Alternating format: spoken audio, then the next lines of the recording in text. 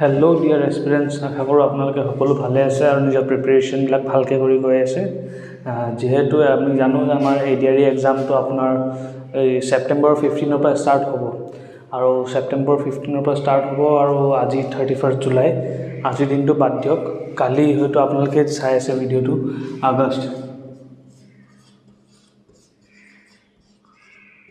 কালি আগষ্ট আৰু এক্সাম হ'ব আমাৰ 15ৰ পৰা ষ্টাৰ্ট হৈ যাব আমাৰ ওচৰত এপ্ৰক্সিমেটলি 45 ডেজ আছে যিসকলে প্ৰিপেৰেশ্যন কৰি আছে তেওঁলোকেতো এই 45 ডেজটো নিজৰ বেষ্ট ইউটিলাইজ কৰক বেছিতকৈ বেছি কুৱেশ্যনছ প্ৰেক্টিছ কৰক ৰিভিজন দিয়ক মক টেষ্ট দিয়ক আপোনালোকে যি আপোনালোকৰ উইক পাৰ্ট আছে সেইবিলাক ষ্ট্ৰং কৰক আৰু বেছি ফ'কাছ আপোনালোকে ৰিভিজনত দিয়ক যিসকলৰ প্ৰিপেৰেশ্যন আগৰ পৰা আছে সেইসকলেতো এইটো কৰক কিন্তু যিসকলে এতিয়ালৈকে প্ৰিপেৰেশ্যন কৰা নাই ষ্টাৰ্টেই কৰা নাই তেওঁলোকে কি কৰিব যে আপোনালোকে যদি ইন ডেপথ প্ৰিপেৰেশ্যন কৰিব যায় পচিবল নহয় এটা ছাবজেক্টটো কমপ্লিট নহ'ব তো সেইটো কাৰণে আহক আমি চাওঁ যে এতিয়াও আমাৰ ওচৰত এটা একদম স্মল হ'লেও এটা আপোনাৰ ৰে অফ হোপ এটা আছে যদিহে এতিয়া কোৱা নিচিনাকৈ আপোনালোকে যদি পঢ়ে তেতিয়াহ'লে ষ্টিল 45 ডেজত চান্স থাকিব যে আপোনালোকে এটা ভাল স্ক'ৰ আনিব পাৰিব তো আহক আমি নিজৰ 45 ডেজ এইটো মই সেইসকলৰ কাৰণে কৈছোঁ যোনে এতিয়ালৈকে প্ৰিপেৰেশ্যন ষ্টাৰ্ট কৰা নাই আপোনালোকে কি কৰিব পাৰিব এই 45 ডেজত যাতে এটা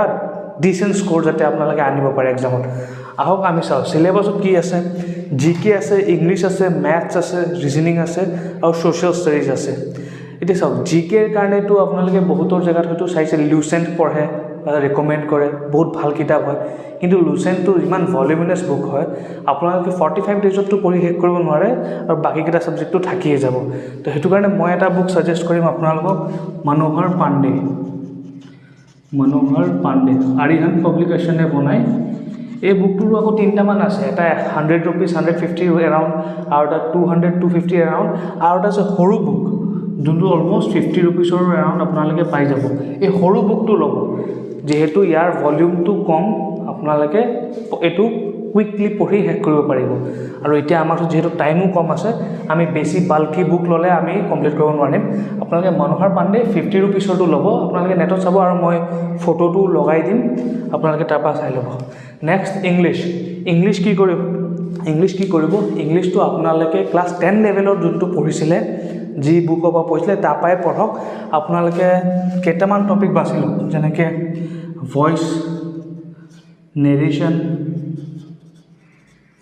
preposition voice change narration change preposition tense আপোনালোকে এইবিলাক যোনবিলাক বেছিকবিলাক আছে এইবিলাক ভালকৈ এবাৰ চাই লওক কাৰণ ইন ডেপথ পঢ়িবলৈ আমাৰ ওচৰত সময় নাইকিয়া নেক্সট আহিলে মেথছত আপোনালোকে চাওক গোটেইখিনিতো পঢ়িব নোৱাৰে আপোনালোকে এইকেইটা ছাবজেক্ট মই চেপ্টাৰ যোনকেইটা মই বাছি বিচাৰিছোঁ এটলিষ্ট এইকেইটাৰ বেছিকখিনি কৰি লওক যাতে কুৱেশ্যন পেপাৰত যদি বেছিক কুৱেশ্যনবিলাক আহে এটলিষ্ট আপোনালোকে সেইকেইটা যাতে এৰি নাহে সেই ছাবজেক্ট চেপ্টাৰকেইটা কোনটো হৈ গ'ল number system HCF LCM average ratio' proportion time and work time and distance percentage profit and loss simple interest compound interest ক'ৰ পৰা পঢ়িব আপোনালোকে ফাষ্ট ট্ৰেক এৰিথমেটিক বুলি বুক এখন আছে ফাষ্ট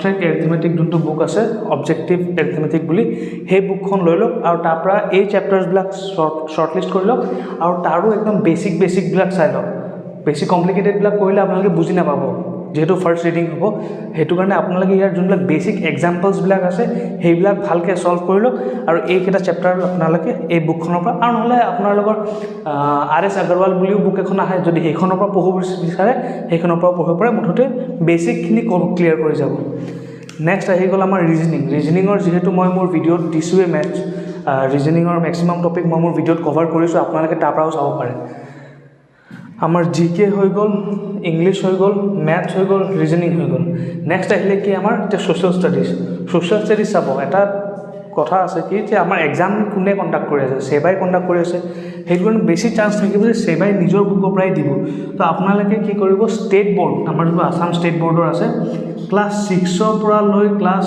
10লৈকে যিখিনি ষ্টেট বৰ্ডৰ ছ'চিয়েল ষ্টাডিজৰ বুক আছে গোটেইখিনি কুইকলি বেছি টাইম নালাগে পাতলা বুক হয় আপোনালোকে ইচ্ছা কৰিলে এদিনতে এটা ক্লাছৰ বুক আপোনালোকে পঢ়ি দিব পাৰিব first reading second reading at least 3টা ৰিডিং আপোনালোকে দিয়ক আৰু যিসকলে 6ৰ পৰা 10লৈকেও পঢ়িবলৈ নোৱাৰে তেওঁলোকৰ আৰু আন কাম থাকে এটলিষ্ট মই ক'ম যে এটলিষ্ট ক্লাছ 9 আৰু 10ৰ ছ'চিয়েল ষ্টাডিজটো পঢ়কে, হিষ্ট্ৰী পলিটি ইকনমি আছে চাগে, এইটো এটলিষ্ট ক্লাছ 9 আৰু 10ৰটো পঢ়কে, ভালকৈ পঢ়ক, আণ্ডাৰলাইন কৰক। নোটছ বনাবলৈ এতিয়া সময় নাই, আপোনালোকে বুকৰ কিনাৰতে এনেকুৱা কিবা ফেক্টছ যদি পায় যোনটো নেকি আপোনাৰ এক্সামত MCQ হিচাপে বনে, সেইটো আপুনি বুকৰ চুকতে পেনেৰে বা পেঞ্চিলেৰে লিখি লওক। নোটছ এতিয়া এক্সট্ৰাকৈ বনাব নাযাব, কমপ্লিট নহ'ব। আৰু যিসকলৰ ধৈৰ্য আছে, টাইম আছে, তেওঁলোকে ট্ৰাই কৰক ক্লাছ 6ৰ পৰা 10ৰলৈকে ছেম বস্তুটো কৰিবলৈ কাৰণে। আৰু এই বুকবিলাক আপোনালোকে ইজিলি আমাৰ ৱেবছাইটবিলাকত পাই যাব। আপুনি SCERT বুলি মাৰি চাব, তাতো আপোনালোকে পাই যাব। ক্লাছ 6ৰ পৰা 8ৰলৈকে, 6ৰ পৰা 8ৰলৈকে আপুনি SCERT পাই যাব। আৰু 9, 10টো আপুনি ক'ত পাব? ছেবা। আপুনি SCERT বুকছ বুলি মাৰিব গুগলত, আপুনি ইয়াৰ পৰা ইয়াৰলৈকে আপোনালোকে PDFটো ইজিলি ডাউনলোড কৰিব পাৰিব। আৰু ছেবা বুকছ বুলি মাৰিব, আপোনালোকে 9, 10ৰ বুকছখিনিও ইজিলি ডাউনলোড কৰিব পাৰিব। ডাউনলোড কৰক, PDFবিলাকৰ পৰা ভালকৈ পঢ়ক। যোনবিলাক ওৱান লাইনাৰ হয় এইবিলাক ক'ৰবাত নোট কৰি লওক। আজিকালি PDFটো লিখিব পাৰি, আপোনালোকে জানেই যথেষ্টখিনি। এইটো কৰক। যদি আপোনালোকে এনেকৈ কৰে তেতিয়াহ'লে ষ্টিল আমাৰ হাতত এটা চান্স থাকিব যে এটা ডিচেণ্ট স্ক'ৰ আমি কৰিব পাৰিম। এতিয়া আমি চাওঁ আহক আমাৰ দিনটোত কেনেকৈ কি প্লেনিং কৰিব লাগিব। আপোনালোকে চাব, মৰ্ণিং এটলিষ্ট 2 আৱাৰ্ছ আপোনালোকে দি লওক। দুপৰীয়া সময়ত 2 আৱাৰ্ছ ওলাওক।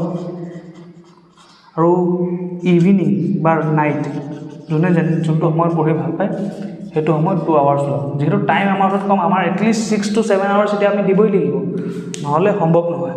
মৰ্ণিং 2 আৱাৰ্ছত আপোনালোকে কোনটো কৰক, GK বা আপোনালোকৰ ছ'চিয়েল ষ্টাডিজ যোনবিলাক থিয়ৰিটিকেল চেপ্টাৰ্ছ হয় সেইবিলাক আপোনালোকে মৰ্ণিং 2 আৱাৰ্ছ কৰক। যিহেতু আমাৰ ব্ৰেইনটো ফ্ৰেছ হৈ থাকে, আমাৰ ফেক্টছবিলাক মনত থাকিবলৈ আমাৰ সুবিধা হ'ব এইটো টাইমত, মৰ্ণিং আৱাৰ্ছত। দুপৰীয়া সময়ত যিহেতু আমাৰ টোপনি লাগি থাকে সেইটো টাইমত, আৰু আমাৰ ইনএক্টিভনেছো হৈ যায়, সেইটো সময়ত আপোনালোকে মেথছ আৰু ৰিজনিং কৰক। এক্টিভ হৈ থাকিব আৰু আপোনালোকক কৰিও ভাল লাগিব। আৰু ইভিনিং সময়ত আপোনালোকে বেছিতকৈ বেছি কুৱেশ্যন ছল্ভ কৰক। ইংলিছ চাওক, ইংলিছ কম্প্ৰিহেনশ্যনটো থাকি গ'ল। ইংলিছ কম্প্ৰিহেনশ্যনটো মই আপোনালোকক কৈ দিছোঁ, তাৰ আগত এইটো কমপ্লিট কৰি লওক। ইভিনিং 2 আৱাৰ্ছত আপোনালোকে বাকী যোনবিলাক GK ৰাতিপুৱা পঢ়িছিলে সেইবিলাক ৰিভিজন দিয়ক, সেইবিলাক ৰিলেটেড কুৱেশ্যনছবিলাক চাওক আপোনালোকে।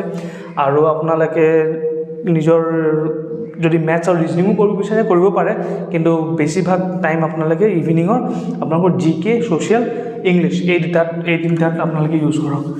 আৰু কম্প্ৰিহেনশ্যনৰ কাৰণে বেষ্ট চ'ৰ্চ মই এটা আপোনালোকক এতিয়া কৈ দিওঁ।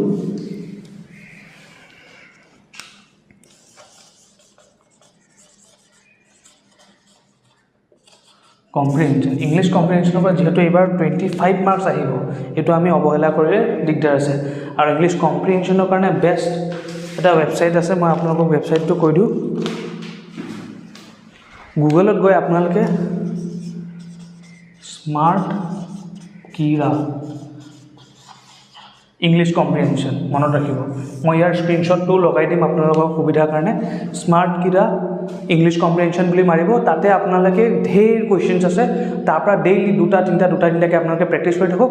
এক্সামৰলৈকে আপোনালোকৰ গোটেই কম্প্ৰিহেনশ্যনলৈ কোনো চিন্তা নাথাকিব। আপোনালোকে অলৰেডি ইমানখিনি প্ৰেক্টিছ কৰি ল'ব যে এক্সামত গ'লে আপোনালোকে কম্প্ৰিহেনশ্যনবিলাক ইজিলি পাৰি যাব। আশা কৰোঁ এই গোটেইখিনি বস্তু আপোনালোকৰ কাৰণে হেল্পফুল হ'ব। আৰু বুজি পাইছে, যিহেতু সময় বহুত কম, জাষ্ট 45 ডেজ, এইটো এনেকৈ পাৰ হৈ যাব আপোনালোকে গমেই নাপাব। সেইটো কাৰণে বহুত ষ্ট্ৰেটেজিকেলি আমি সময়খিনি ইউজ কৰিব লাগিব। আৰু ইফাল এতিয়া ঘূৰা ফুৰা বাদ দি একদম পঢ়াত লাগি যাওক। আৰু যেনেকৈ এতিয়া আমি ডিছকাছ কৰিলোঁ সেনেকৈ আপোনালোকে পঢ়াত লাগক। হোপফুলি আপোনালোকৰো এক্সাম ক্লিয়াৰ হৈ যাব। থেংকছ ফৰ ৱাচিং দিছ ভিডিঅ'। যদি কিবা সুধিব থাকে আপোনালোকে কমেণ্ট ছেকশ্যনত জনাব।